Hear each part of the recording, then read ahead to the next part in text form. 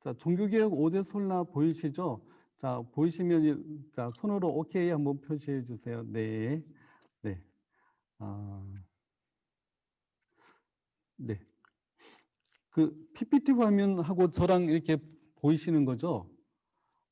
위에 뭐 참가자들 쭉 다 보이세요? 혹시 참가자 네, 안 보이 네, 참가자들 안 보이죠? 네. 감사합니다. 네. 제가 원했던 네, 모습입니다. 자, 종교개혁 5대 솔라 우리 수업을 한번 진행해 보도록 하겠습니다. 자, 우리 교재는 종교개혁 5대 솔라 우리 합심에서 나온 교재고요. 네, 이 교재로 우리가 한 학기 동안 우리가 공부를 하게 되겠습니다. 네, 우리 책 위주로 수업을 하게 될 거고 여러분들 책을 많이 참조해 주시면 감사하겠습니다. 자, 요절 우리 같이 한번 읽어보겠습니다. 시작. 복음에는 하나님의 의가 나타나서 믿음으로 믿음에 이르게 하나니 기록된 바 오직 의인은 믿음으로 말미암아 살리라 함과 같으니라. 네.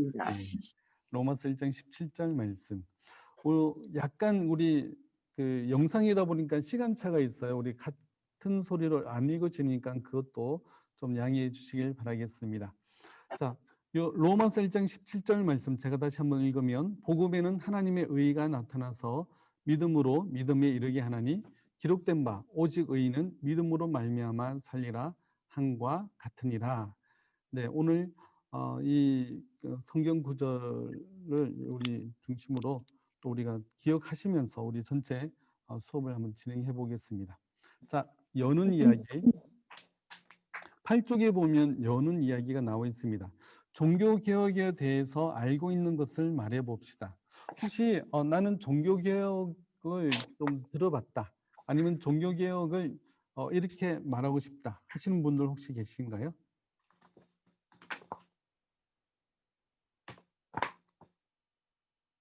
네.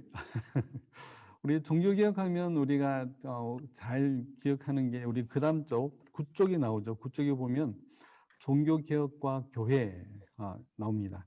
종교개혁은 마르틴 루터가 1517년 비텐베르크 대학교회당 정문에 95개조 논제를 내건 때부터 시작되었다. 그래서 이 책은 종교개혁 5대 솔라라는 책인데요. 오직 성경, 오직 그리스도, 오직 은혜, 오직 믿음, 오직 하나님께 영광이라는 주제로 우리가 전체 수업을 진행하게 됩니다. 그리고 이제 그 수업을 진행하면서 이 종교개혁 5대 교리, 5대 솔라를 중심으로 그렇다면 이것을 주장하게 된 계기들이 있거든요.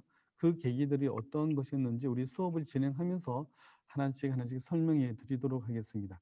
자, 종교개혁은 언제 일어났냐면 우리 그 화면을 잠시 보시면 초대교회, 예수님 이후에 제자들 그리고 그 사도들 로 해서 이제 4세기까지는 초대교회 시대입니다. 초대교회 시대 때는 굉장한 핍박과 고난의 시기였습니다. 그래서 많은 하나님을 믿는 예수 그리스도를 믿는 많은 사람들이 그 화형에 당하기도 하고 경기장에 사자밥으로 내던져지기도 하고 매우 고난의 시기였습니다. 그래서 많은 성도들이 카타콤이라는 지하 무덤에서 살고 뭐 그렇게 이제 살았죠. 그래서 굉장한 핍박의 시기가 초대교회 시대였습니다.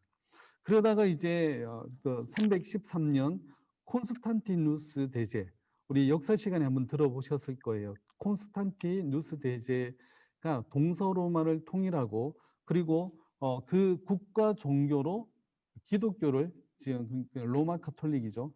카톨릭을 국가 종교로 승인하게 됩니다. 그래서 4세기부터 16세기, 17세기까지는 교회가 점점점 타락해가는 시기가 됩니다. 교회가 정치 권력과 이제 타협을 하게 되고 정치와 손을 잡게 되고 그리고 그러면서 교회가 많은 타락을 이루어내게 됩니다. 그전에는 초대교회 시대에는 교회 가면 언제 잡혀가서 죽을지도 모르는 그런 상황이었는데 중세 때는요, 교회를 가야 장사가 잘 되고 어떤 이제 승진을 하고 이제 어떤 권력을 얻으려면 교회를 가야 됐어요. 그러니까 그 카톨릭이죠. 그래서 이 교회가 점점 정치 권력과 섞이면서 굉장한 타락을 가져오게 됩니다. 그래서 1000년이라는 긴 시간 동안에 교회가 계속 타락이 지죠. 그래서 중세의 마지막 시기는 교회의 타락이 극에 달했던 그런 시기입니다. 그래서 이렇게 이제 16세기, 17세기 돼서 많은 사람들이 교회의 문제점을 제기하고 그러고 나서 종교 개혁이 시작되게 되었습니다. 우리 방금 우리 읽었듯이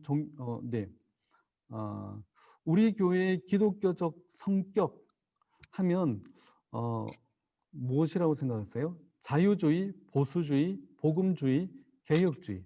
자, 우리 교회는 어떤 기독교적 성격을 가진 교회일까요?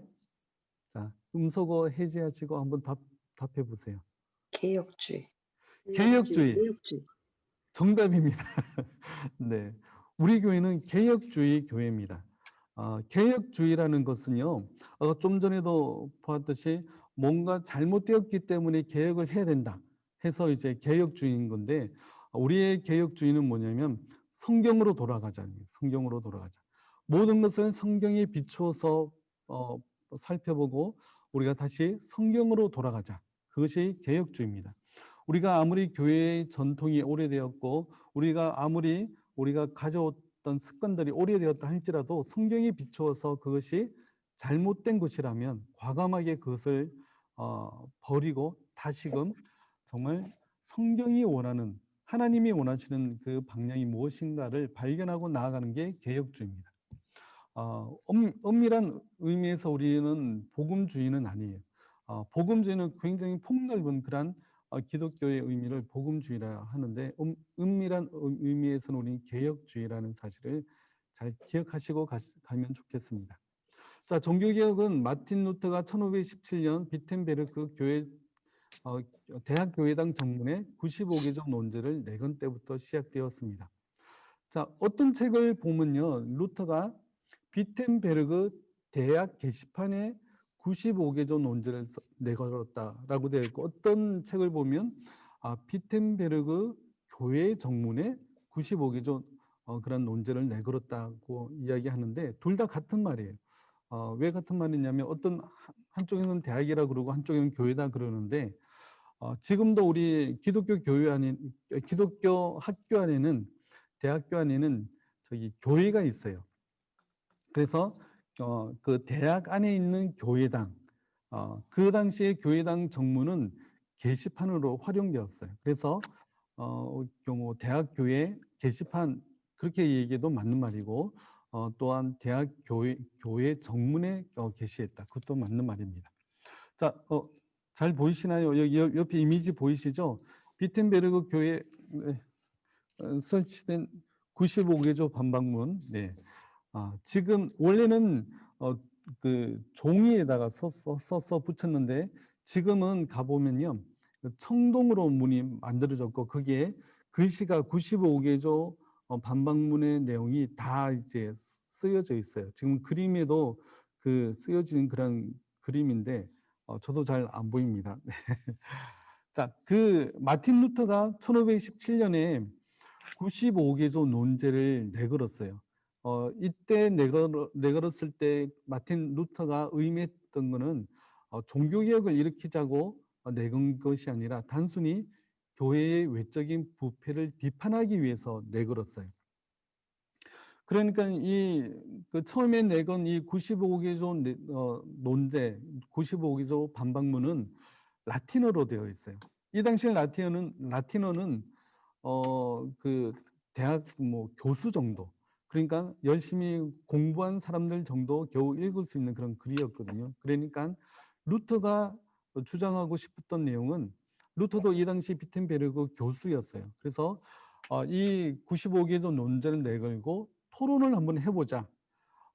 의논을 한번 나눠보자. 그런 의미에서 내걸었어요. 종교개혁을 일으키려고 내건 것이 아니라 그런 의미에서 내걸었어요. 그래서 그런 이제 그 논제를 내걸었는데 이 당시에 그 인쇄술이 발달하게 됩니다. 인쇄술이 발달하게 되면서 그 이 95개조 반박문이 그 일반 사람들이 쓰는 영어로 번역이 돼서 그것이 인쇄해서 이제 퍼져나가게 되었어요. 그래서 대대적인 종교 개혁의 불씨가 되었습니다. 그래서 이 루터의 95개조 방방문을 통해서 전국적으로 이제 종교 개혁이 일어나게 되었던 것이죠. 네. 자, 개혁이라는 말은 뭔가 잘못되었기 때문에 개혁을 해야 되겠다. 자, 그런 거죠. 그렇다면 우리 중세 시대 때 뭐가 문제였냐? 로마 가톨릭 교회가 무엇이 문제였는가? 여러 가지 문제들이 있었어요. 면죄부도 판매하고 미신도 믿고 성직 매매도 하게 되고 또 성직자가 뭐 사생활이 문란해지고 부자들이 사치와 향락에 빠지게 되고 마녀 사냥이란 이름으로 그런 이제 그 그런 사람들을 이제 억울하게 죽이는 그런 일들도 많이 있었죠. 자, 그렇다면 이런 여러 가지 문제들이 있었는데 원인과 결과들이 따져보면 성직매매의 원인은 정치 권력과 유착이 되었기 때문이에요. 성직은 말 그대로 그래 어느 정도 공부를 하고 어느 정도 대학과 기독교 그죠? 지금으로 말하자면 신학 대학과 대학원을 졸업해야 우리가 목사 안수를 주듯이 그런 이제 일정한 그 원래 이제 그런 과정을 통해서 온 사람이 아니라 돈을 받고 파는 거죠. 성직 매매를 하게 됩니다. 그것이 바로 정치 권력과 유착이 있기 때문에 이 성직 매매가 된 거고요. 그리고 면죄부 우리가 흔히 잘 아는 면죄부도 원인이 무엇이냐면 공로 사상 때문에 이런 면죄부가 판매가 성행하게 되었던 거예요. 자, 이런 중세 시대의 여러 가지 그런 문제점들을 원인과 결과를 따졌을 때 가장 최초의 원인, 가장 큰 원인이 무엇인가? 바로 사제주의입니다. 핵심 원인은 사제주의. 사제주의 때문에 성직이 계급화가 되고 성직자가 부가 축적하게 되고 또 예전과 전통에만 집착하게 되고 성속이혼론, 네, 글자가 여기고요. 성속이혼론 그런 문제들 또 여러 가지 모든 문제들이 이 사제주의를 통해서 시작하게 되었습니다. 자, 사제주의란 무엇인가? 신자가 하나님을 믿는 신자가 하나님께 나아가는데 사제를 통해서 나가야 된다는 거죠. 그러니까 보통 성도들이 하나님께 나아갈 때 너희들이 우리 회개하는 회개기도, 죄 사함의 그런 기도, 또 하나님께 감사한다든지 모든 것들을 사제를 통해서 하나님께 나아가게 된 거죠. 분명히 잘못되었습니다. 그래서 종교개혁의 가장 큰 의의는 무엇이냐면 이 사제주의를 없애버리는 거였습니다. 신자가 바로 하나님께 나아가는데 우리는 오직 예수 그리스도의 이름으로 하나님께 곧바로 나아갈 수가 있습니다. 그런데 이 당시에는 사제를 통하지 않고는 하나님께 나아갈 수가 없었던 거죠. 그래서 이제 고해 성사도 그런 문제고요. 그리고 여러 가지 모든 문제들이 이 사제로 말미암아 나타나게 되었습니다. 그래서 우리 공부해 가면서 우리 그런 문제들이 어떤 문제들이 있었는지를 우리가 하나하나 또 자세하게 또 살펴보도록 하겠습니다. 그래서 종교개혁의 가장 큰 문제는 바로 이 사제주의였다. 이것을 잘 기억하시면 좋겠습니다. 자, 사제주의가 낳은 용어가 있습니다. 사제와 보통의 성도들 구분하는 단어를 평신도라 그럽니다. 평신도. 그러니까 우리가 오늘날 평신도라고 쓰는 단어는 좋은 의미일까요? 안 좋은 의미일까요? 안 좋은 네, 안 좋은 의미입니다. 우리가 이런 내용을 알면 평신도라는 단어를 쓰면 사제를 떠올리게 되거든요. 그렇기 때문에 평신도라는 단어는 사용하지 않는 것이 좋습니다. 우리 평신도를 깨운다 이런 책도 있어요. 그래서 평신도를 깨운다기보다는 성도를 깨운다, 신자를 깨운다 이런 단어로 바꿔 쓰면 어떨까 생각해 봅니다. 그래서 평신도라는 단어는 가급적 사용하지 않는 것이 좋습니다. 그리고 우리 설교할 때 가운 입고 설교하는 목사님들이 많이 계신데 이 그 가운도 뭐냐면 우리 성도들과 또 어떤 구분된 사제적인 그런 의미가 담겨져 있기 때문에 종교개혁 이후에는 이 가운 입는 것도 이제 없애버렸습니다. 그리고 교회당 안에 촛불 켜는 문제나 또 이제 교회당 예배당 유리에 그거 성화를 그리는 그런 문제들, 여러 문제들이 있었는데 그 모든 것을 이 종교 개혁으로 말미암아 다 없애버리게 된 것이죠. 자, 그다음에 우리 교재를 한번 보겠습니다. 자, 우리 그다음 교재부터 보면 그때부터 들불처럼 퍼져나간 종교 개혁은 단순히 교회의 외적인 부패를 비판하는 것으로 그치지 않았습니다. 성경을 중심으로 한 믿음이 무엇인지를 밝히 드러내며 참된 교회를 회복해 갔습니다. 루터가 시작하고 칼빈이 체계화한 종교개혁의 가르침은 방대하기 때문에 몇 마디로 말하기는 어렵습니다. 이 종교개혁을 이제 한마디로 얘기하면 루터가 시작하고 칼빈이 체계화한 그런 것이 바로 종교개혁입니다. 그래서 우리가 이번 한 학기 동안에 루터와 칼빈에 대해서 우리 좀 더 알아가는 시간을 가졌으면 좋겠습니다. 그래서 지금 제가 루터 책을 열심히 읽고 있습니다. 저도 루터를 단편적으로 알았지 처음부터 끝까지 루터에 관한 전기를 읽어본 적이 없거든요. 그래서 지금 열심히 읽고 있습니다. 다 읽고 나면 루터가 어떤 사람이었는지를 소개해드리고 그 다음에 칼빈이 또한 어떠한 사람인지 따로 한번 소개하는 시간을 가지도록 하겠습니다. 자, 그래서 종교개혁의 원리 5가지 표어가 있습니다. 바로 오직 성경, 오직 그리스도, 오직 은혜, 오직 믿음, 오직 하나님께 영광. 이 5가지 우리 그 표어가 있는데 이 5가지 표어가 우리 배우게 되는 공과의 내용들입니다. 그래서 다음 시간부터는 오직 성경, 그리고 오직 그리스도, 오직 은혜, 오직 믿음, 오직 하나님께 영광을 공부하게 될 겁니다. 자, 그다음 그 글을 보면 이 표어들은 종교개혁자들의 주장이 무엇인지를 로마 카톨릭 교회의 그릇된 가르침과 대조해서 명확하게 보여줍니다. 그러니까 오늘날에도 우리가 이 원리들을 공부하면서 정말 우리 교회와 또 우리 한국 교회에 필요한 우리의 개혁의 내용들이 무엇이 있는가를 잘 살펴보고자 합니다.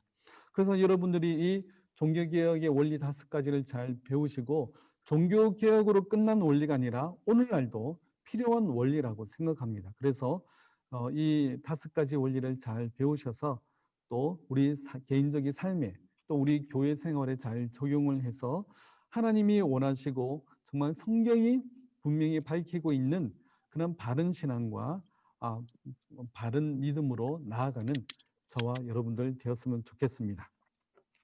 네. 그다음 질문은 종교개혁의 5가지 표현을 적어 봅시다. 따로 안 적으셔도 됩니다. 위에 다 있죠. 혹시 여기까지 질문 있으신가요?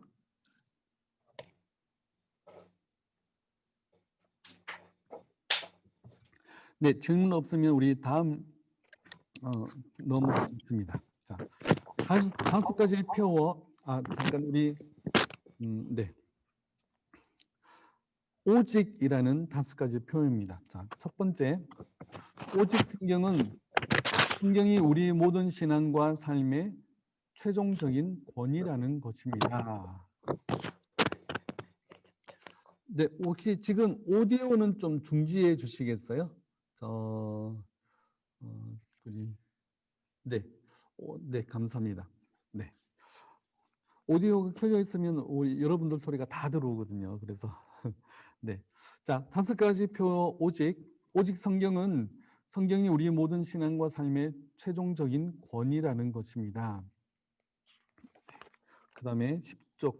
네. 네. 자, 그 5가지 표어 오직을 시작하는데 오직 성경에 관한 우리 디모데후서 3장 16절 말씀 우리 오디오는 안 켜셔도 돼요. 우리 같이 한번 읽어보겠습니다. 시작. 모든 성경은 성경은 하나님의 감동으로 된 것으로 교훈과 책망과 바르게 함과 의로 교육하기에 유익하니. 네, 이 성경, 하나님이 우리에게 주신 이 성경은 하나님의 감동으로 된 것이기 때문에 교훈과 책망과 바르게 함과 의로 교육하기에 유익하다라고 말씀하고 있습니다. 그래서 우리는 오직 이 성경으로 말미암아 우리의 모든 믿음과 신앙의 표준으로 삼고 있어요.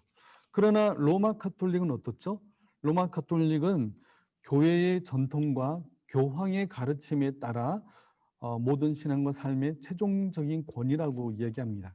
그래서 교회의 전통과 교황의 그런 가르침이 성경보다 위에 있어요. 그러니까 성경의 가르침보다 이 교회의 전통과 교황의 가르침이 위에 있기 때문에 성경이 최종적인 권위라고 인정하지 않습니다. 그러니까 성경보다 더 권위 있는 그것은 뭐냐면 교회의 전통과 교황의 가르침이 되는 거죠. 분명히 교황도 인간이고 전통도 인간들이 만들어낸 것이기 때문에 분명히 잘못될 수가 있는 것입니다. 실수할 수가 있는 것이죠. 자, 베드로후서 1장 21절 말씀도 우리 같이 한번 읽어보겠습니다. 시작. 예언은 언제든지 사람의 뜻으로 낸 것이 아니요 오직 성령의 감동하심을 받은 사람들이 하나님께 받아 말한 것임이라. 네. 네, 예언 바로 하나님의 말씀인 거죠. 사람의 뜻으로 낸 것이 아니라 성령의 감동하심을 받은 사람들이 하나님께 받아 말한 것이라고 이야기하고 있습니다. 그렇기 때문에 우리가 읽고 보는 성경 66권은 정확무오한 하나님의 말씀으로 우리가 믿고 따르고 있어요. 그런데 성경이 절대적인 기준이 아니야 이렇게 해버리면 굉장히 문제가 생길 수가 있는 것입니다. 그래서 우리는 오직 성경만이 우리의 참된 믿음의 길이며 가르침임을 우리가 믿고 나아갑니다. 자, 그 다음 내용 보겠습니다. 10쪽에 있는 넷째 줄부터 보면 전통이나 교황의 가르침 또는 개인이 세운 윤리나 체험이 성경과 같은 권위가 있다는 생각을 거절합니다. 우리는 이런 생각들을 거절합니다. 사람들의 가르침과 체험은 어떤 상황에서는 맞을 수 있지만 모든 시대, 모든 성도들에게 절대적인 권위를 가질 수는 없습니다. 왜냐하면 사회적인 그런 시대적인 상황과 여러 가지 사회적인 여건에 따라 진리들은 바뀌게 되는 거죠. 우리 인간이 세운 그런 헌법들도 수정하고 바뀌게 되잖아요. 절대 진리는 이 세상에 없는데 오직 성경만이 하나님이 우리에게 주신 절대 진리인 것입니다. 자, 그 다음에 보면 오직 성경만이 최종적 권위를 가지고 있습니다. 성경을 최종적인 판단 근거로 두는 신앙이야말로 하나님께 영광이 됩니다. 그렇다고 해서 신저와 신앙 고백을 무시하고 성경만으로 자신의 믿음을 확인하면 된다고 생각하는 것은 아닙니다. 성경의 가르침에 충실한 신조와 가르침은 하나님의 말씀을 잘 드러내기 때문에 배우고 익혀야 합니다. 자, 그 성경의 가르침에 충실한 신조와 가르침이 뭐가 있냐면 웨스터민스터 신앙 고백서, 또 웨스터민스터 대요리 문답, 소요리 문답 등이 있어요. 그리고 하이델베르그 요리 문답이 있습니다. 한 번이라도 우리 신앙 고백, 웨스터민스터 소요리 문답, 대요리 문답, 혹은 하이델베르그 요리 문답 배워 보신 적 있으신가요? 혹시 내가 이런 거는 한 번이라도 배워봤다. 한번 손 한번 들어보세요. 네, 잘하셨습니다. 네, 네. 그래서 우리 혹시 웨스트민스터 신앙 고백서나 우리 대서요리 문답이나 하이델베르그 요리 문답 아직 공부하지 않으셨으면 우리 내년에는 이런 수업들이 또 진행될 겁니다. 우리가 원래 계획했던 성경 공부들이 우리 주보에 나와 있거든요. 우리 주보에 보면 성경 공부해서 나와 있는데 그런 공부들이 내년에는 계속 이제 실시가 될 거예요. 그리고 이제 지금 코로나가 계속 내년까지 간다 하면 또 줌으로 이렇게 수업이 진행될 거예요. 그래서 이런 수업들을 많이 들으시면 우리의 신앙과 믿음에 많은 도움이 될 것입니다. 자, 2번. 오직 그리스도는 사람의 죄를 사해 주시고 구원하시는 분은 오직 그리스도밖에 없음을 믿는 것입니다. 자, 요한복음 14장 6절 말씀 우리 같이 읽어보겠습니다. 시작. 예수께서 이르시되 내가 곧 길이요 진리요 생명이니 나로 말미암지 않고는 아버지께로 올 자가 없느니라. 네. 예수님께서 내가 곧 길이다, 길이요 진리요 생명이다라고 말씀하시면서 나로 말미암지 않고는 아버지께로 올 자가 없다라고 말씀합니다. 우리의 유일한 구원자, 우리의 모든 죄를 사하시고 우리를 구원하시고 우리를 하나님의 자녀와 백성 삼으시는 그 이름은 오직 예수 그리스도밖에 없습니다. 우리가 오직 예수 그리스도를 믿음으로 말미암아 구원을 얻는 것입니다. 이것은 이 진리에서 흔들리시면 절대 안 됩니다. 이단들이나 잘못된 사상을 전하는 사람들은 예수님만으로는 부족해라고 얘기하는 거죠. 우리의 노력도 필요하고 어떤 이제 그 헌물도 필요하고 어떤 희생도 필요하고 어떤 그러한 노력들이 필요하다고 이야기하는 그 모든 것들은 잘못된 겁니다. 우리의 구원에 있어서 우리의 구원의 문제를 해결해 주실 수 있는 분은 오직 예수 그리스도 한 분밖에 없습니다. 그 사실을 잘 알고 우리 가시면 되겠습니다. 자, 하나님께서 창세 전부터 죄인을 구원하시기 위해 자기 아들을 구원자로 세우셨습니다. 여기서 제가 보기에 제일 중요한 단어는 창세 전부터.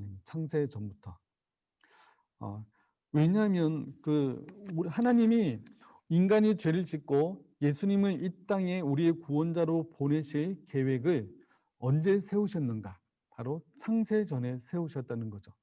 만약에 인간이 죄를 짓고 나서 인간들을 구원해내야 되겠는데 어떻게 해야 될까? 내 아들 예수 그리스도를 이 땅에 보내서 십자가에서 피 흘려 죽어서 우리 불쌍한 죄 많은 인간들을 구원해내겠다. 그런 인간이 죄 짓고 나서 하나님이 그것을 결정하셨다면 어떤 결과가 나타나게 되느냐면요. 인간의 행동과 인간의 그런 죄와 행동에 따라서 하나님의 뜻이 바뀌어버리게 된 거예요. 하나님의 계획이 바뀌어버리게 되는 거예요.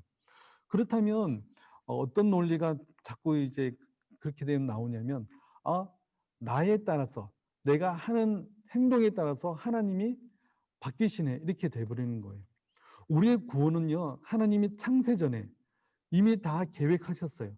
하나님이 우리가 죄를 지을 것을 아시고 예수님을 이 땅에 보내서 우리의 죄를 대한 대속 제물로 죽으시고 또 우리를 구원하시고 하나님의 자녀 삼으실 계획을 이미 창세전에 다 계획을 하신 거예요. 우리가 그 사실을 잘 기억하셔야 됩니다. 그래야 우리가 잘못된 믿음과 신앙이 흔들리지 않아요. 자, 그 다음 읽어보겠습니다.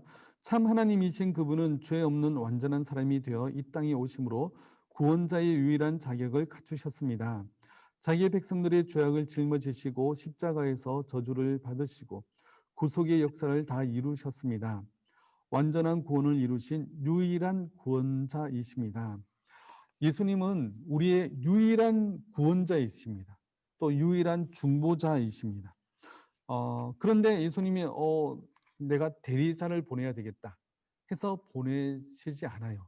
그러나 많은 이단들은 뭐라 그러죠? 내가 대리해서 왔다. 내가 예수님의 대리인이다라고 이야기하면서 나를 믿어라. 그러면 너희들이 구원을 받을 것이다. 이렇게 이야기하면서 자기를 예수님의 대리자라고 자칭하는 사람들이 있어요. 다 잘못된 이단들입니다. 오직 유일한 구원자는 예수 그리스도. 오직 유일한 중보자도 예수 그리스도. 예수님은 절대 대리자를 보내시는 것이 아니라 오직 그분만이 스스로 또 이 땅에 오셨고 우리를 구원하셨고 다시 재림하여 이 땅에 오실 것입니다. 자, 그다음 보면 이분을 통하지 않고는 죄를 용서받을 길도 의롭게 될 길도 하나님께 갈 수 있는 길도 없습니다. 오직 하나님께 나아갈 수 있는 길은 예수 그리스도 이 한 분밖에 없습니다. 그런데 로마 카톨릭은 어떻게 했죠? 우리 10쪽 밑에서 두 번째 줄에 보면 로마 카톨릭 교회는 교황, 마리아, 성인들도 하나님과 죄인 사이의 중보 역할을 할 수 있다고 합니다. 그러니까 로마 가톨릭은요, 예수님의 이름으로 하나님께 기도하는 것이 아니라 마리아 앞에 가서 기도하죠.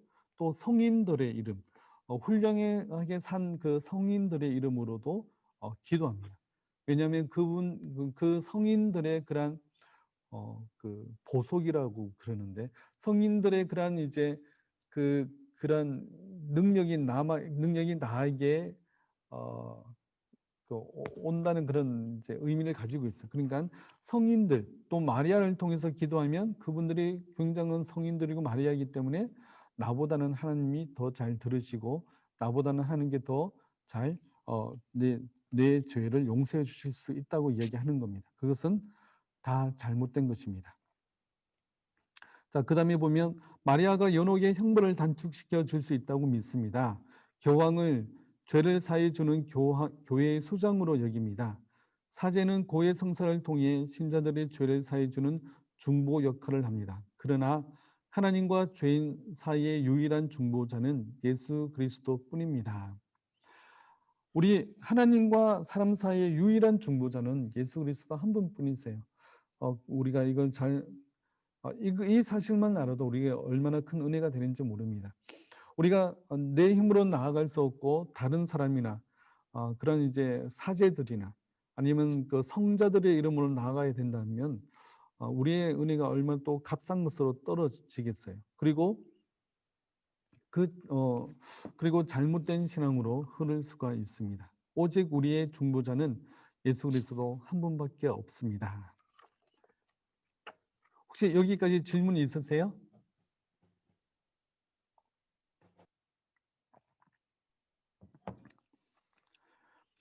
자, 그러면 좀 더 진행하겠습니다. 3번. 오직 은혜는 구원의 원인이 오직 하나님의 자비와 긍휼에 있음을 믿는 것입니다.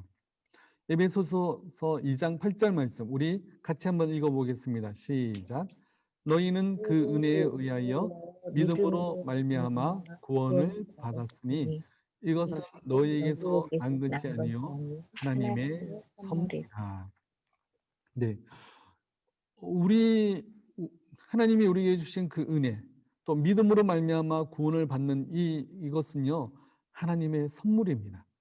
하나님의 선물이기 때문에 나의 그런 노력과 나의 선행과 나의 의로움이 이 선물의 근거가 되지 못해요. 선물이라는 것은 다른 어떤 사람이 선물 받을 만한 노력을 했기 때문에 받는 것이 아니라 주고 싶은 사람의 마음인 거잖아요.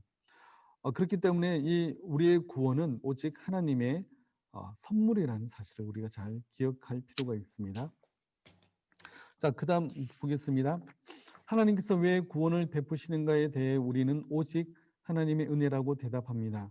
구원에 있어서 인간의 공로가 전혀 기여하지 않는다는 것입니다. 하나님은 오직 무조건적인 사랑으로 구원하십니다. 하나님은 무조건적인 사랑으로 우리를 구원해 주시는 겁니다. 인간의 공로가 전혀 기여하지 않습니다. 그러나 로마 카톨릭은 뭐라고 얘기하냐면 그 다음에 보면 이런 로마 카톨릭의 공로 사상을 거부합니다. 로마 카톨릭은요 이 공로 사상 때문에 자기가 선을 해야 하나님이 의롭게 봐주신다고 생각하기 때문에 선을 행합니다. 잘못된 거죠. 내가 구원을 잘 받기 위해서 의로운 일을 선행을 하고 의로운 일을 하는 거예요. 자, 그 다음에 보면 그들은 하나님의 은혜를 잘 사용한 성인은 자신의 공로로 천국에 가고 공로가 모자란 사람은 마리아나 성인의 남은 공로를 힘입을 수 있으며 이것을 보속이라고 그럽니다. 성인의 남은 공로를 힘입는 것. 그리고 세상에서 공로가 모자란 사람은 연옥에서 정화의 과정을 거쳐 천국에 들어간다고 가르칩니다.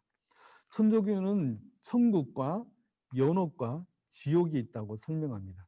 그래서 이제 보통 사람, 우리와 같은 보통 사람, 평소에도 죄도 잘 짓고 하면서 하는 우리 같은 보통 사람은요, 죽으면 연옥에 간다고 이야기합니다. 연옥은 어떤 장소냐면 고통의 장소예요.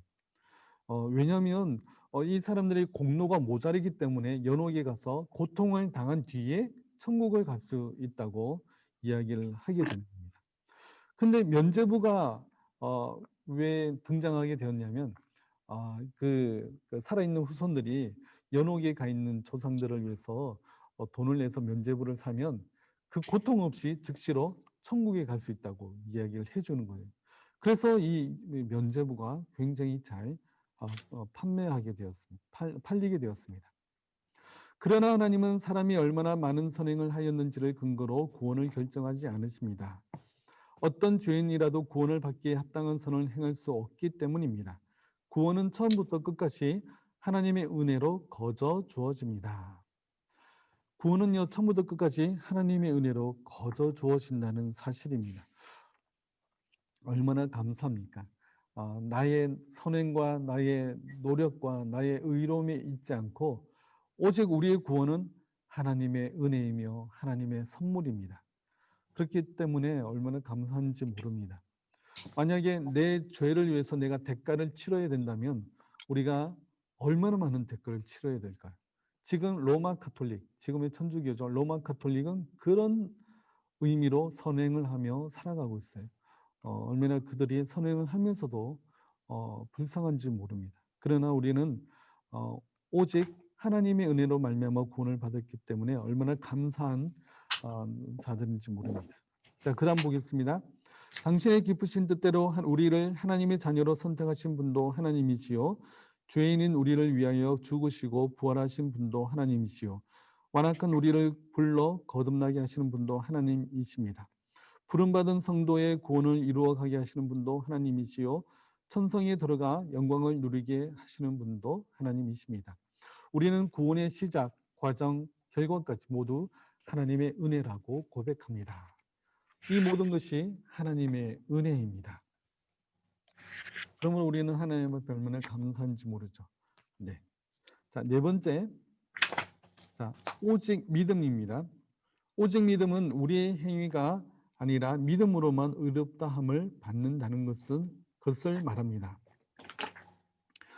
죄인이 어떻게 하나님 앞에서 의롭다함을 얻는가에 대하여 우리는 오직 믿음이라고 대답합니다. 죄로 말미암아 타락한 우리는 아무리 깨끗하게 살아도 하나님 앞에서는 더러운 옷을 입고 서 있는 것과 같습니다. 그래서 하나님은 우리에게 행함을 요구하지 않으시고 자기 아들의 완전한 구속을 믿을 것을 요구하십니다. 그 믿음만을 보시고 우리를 의롭다고 칭해 주십니다. 우리의 믿음은요, 예수 그리스도를 나의 구주로 믿는 이 믿음인 것입니다. 그렇기 때문에 우리는 오직 예수를 나의 구주로 믿습니다. 이 고백 하나만으로 하나님은 우리를 의롭다고 여겨주시고 우리의 모든 죄를 사하시며 우리를 천국 백성, 하나님의 나라의 백성으로 삼아 주시는 것입니다. 그러므로 우리가 할 일은 오직 예수 그리스도가 나의 구주요, 나의 모든 죄를 사하신 나의 구원자이심을 믿는 그 믿음인데, 그 믿음조차 사실은 내가 믿는 믿음이 아니라 성령님이 우리에게 주신 믿음인 것입니다. 제가 간혹 이런 예를 드는데요. 어떤 백만장자가 길을 가다가 어떤 거지가 구걸하고 있는 장면을 이제 목격합니다. 구걸하고 있는데 이 백만장자가 이제 100억을 이제 거지에게 주려고 합니다. 자, 거지에게 얘기합니다. 구걸하고 있는 거지에게 내가 100억을 너에게 주겠다. 단 네가 가지고 있는 1,000원으로 나의 이 100억을 사라. 그런데 이 거지에게는 1,000원이 없었어요. 몇백 원밖에 없었던 거예요. 그래서 그러자 그 부자가 1,000원을 주면서 내가 주는 이 1,000원으로 내가 가지고 있는 100억을 사라 하면서 그 1,000원을 주는 거예요. 그러니까 우리가 최초로 믿는 하나님을 최초로 믿는 그 믿음조차 하나님이 우리에게 주신 거예요. 내가 믿어서 믿는 것이 아니라 하나님이 우리에게 주신 믿음인 거예요. 그래서 우리가 그 예수님을 나의 구주로 믿을 수 있는 믿음조차 하나님이 우리에게 주셨고 그 믿음으로 말미암아 우리가 예수님을 나의 구주로 믿는 거죠. 이것이 바로 은혜라는 겁니다. 네. 자, 그다음 넘어가겠습니다. 12쪽 중간쯤입니다. 그러나 로마 가톨릭 교회는 사람은 믿음으로 의롭다 칭함을 받는 것이 아니라 의롭게 된다고 가르칩니다. 실제로 의로운 삶을 살아갈 때 의롭게 된다고 합니다. 결국 행함으로 의롭게 된다는 가르침입니다. 로마 가톨릭은 그 의가 나의 노력으로 되어진다고 얘기하는 거죠. 그러니까 결국 인간의 행함으로 말미암아 의롭게 된다고 이야기를 합니다. 우리는 이미 그 받은 의로 행함이 의로운 행함으로 나오게 되는 것이죠. 행함이 없는 믿음은 죽은 믿음이라고 얘기하는데 우리가 바른 믿음을 믿었다면 우리가 그 바른 믿음으로 말미암아 바른 행함이 나오게 되는 그 원리가 야고보서에서 이야기하는 그런 원리입니다. 자, 그다음에 종교개혁자들은 믿음과 행위는 연결되어 있지만 구별되어야 한다고 가르쳤습니다. 우리를 위하여 죽으셔서 의를 이루신 그리스도의 공로를 믿음으로 의롭다함을 얻습니다.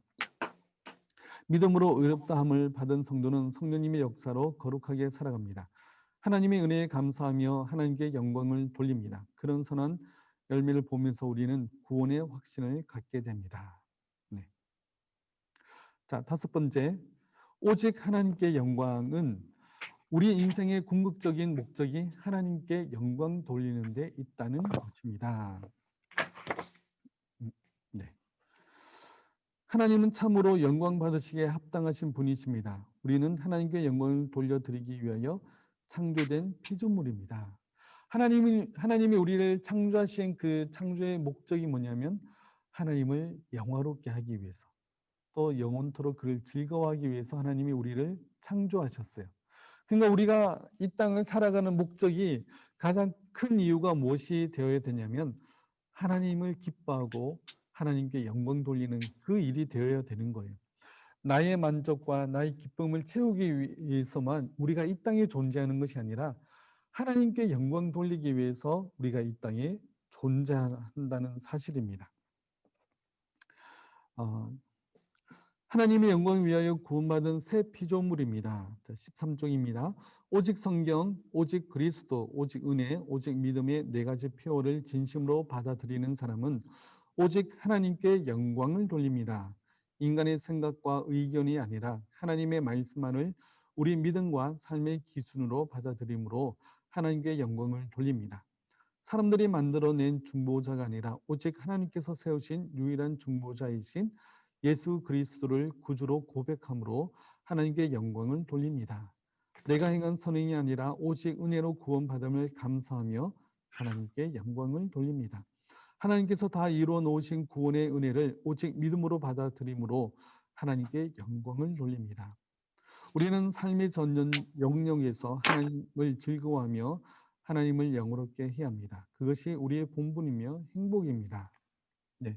우리의 모든 삶의 영역에서 하나님을 즐거워하며 하나님을 영화롭게 하는 것, 그것이 우리의 본분이라고 이야기하면서 그것이 우리에게 가장 행복한 일이라고 이야기를 하고 있습니다. 하이델베르그 요리문답 제1문에 대한 1답도 바로 그겁니다. 인간이 창조된 가장 큰 목적은 바로 하나님을 영화롭게 하며 영원토록 그를 즐거워하는 데 있다고 이야기하고 있습니다.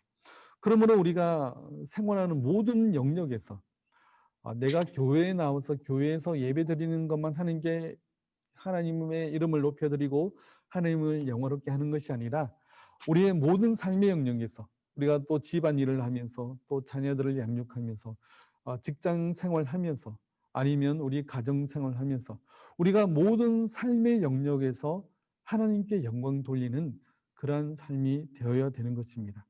하루아침에 되지는 않고요. 우리가 계속 이런 생각들을 가지고 계셔야 돼요.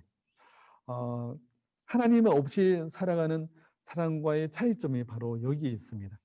내가 밥을 먹을 때도 내가 친구들과 수다를 나눌 때도 모든 삶이 하나님께 영광을 돌리는 데에 있다는 사실을 우리가 잘 기억하시고 우리가 이런 삶으로 믿음으로 살아가시길 바라겠습니다. 자, 우리 교재에 나와 있는 질문이 있습니다. 2번, 오직 성경은 무엇을 믿고 고백하는 것입니까? 혹시 대답해 보실 분 계신가요? 오직 성경은? 우리 제일 초반에 나오죠. 성경이 우리의 모든 신앙과 삶의 최종적인 권위라는 것입니다. 성경이 우리의 삶의 최종적인 권위라는 것을 믿고 나아가는 그것이 바로 오직 성경입니다. 자, 3번 우리의 본분이며 행복은 무엇입니까? 우리의 삶의 전 영역에서 하나님을 즐거워하며 하나님을 영화롭게 하는 것입니다. 네, 이게 답이 되겠죠. 자, 그러면 교재 끝내고 나서 우리 전체적인 또 질문을 한번 받도록 하겠습니다. 자, 우선 수업 진행을 계속하겠습니다. 자, 다시 개혁해야 합니다. 첫째, 이 5가지 표현은 성경에서 멀어진 교회를 성경적으로 회복하기 위해 힘을 다한 종교개혁자들의 가르침을 요약한 것입니다. 네, 성경은 이 5가지 원리를 다양한 방식으로 지지하고 강조합니다. 그러므로 우리가 겸손한 마음으로 개혁자들이 가르친 이 원리들을 공부함으로 개혁자들의 가르침을 이해할 뿐 아니라 우리의 믿음을 성경 중심으로 세워갈 수 있습니다. 하나님을 영화롭게 하는 목적을 이루며 살아갈 수 있습니다. 우리는 믿음과 참된 교회를 세워주는 이 복된 가르침을 배우고 확신하도록 합시다. 종교개혁을 일으킨 5가지 원리가 우리 잠깐 살펴봤던 이 5가지인데요.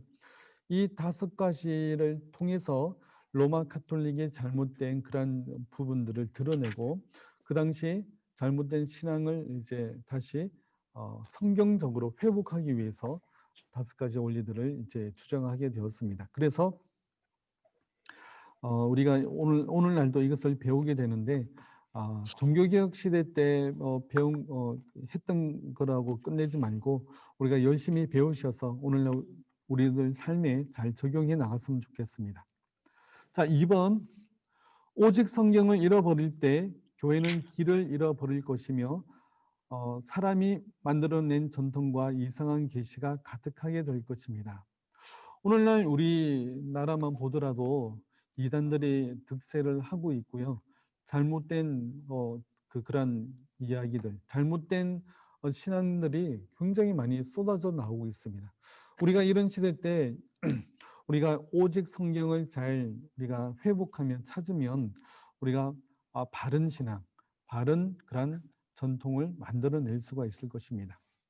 자, 그리고 오직 그리스도를 잃어버릴 때 중보자의 자리를 사람들이 차지하게 되고 예수님은 점점 희미하게 될 것입니다.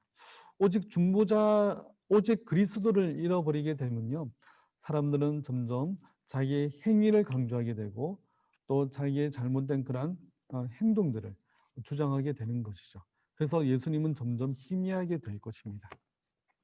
그리고 오직 은혜와 오직 믿음을 잃어버릴 때 사람의 선행이 강조되고 성도들은 구원을 얻어야겠다는 공로주의에 얽매여서 감사와 기쁨을 잃어버리게 될 것입니다. 오늘날 우리 자신이 감사와 기쁨을 잃어버렸다면 오직 은혜와 오직 믿음을 우리가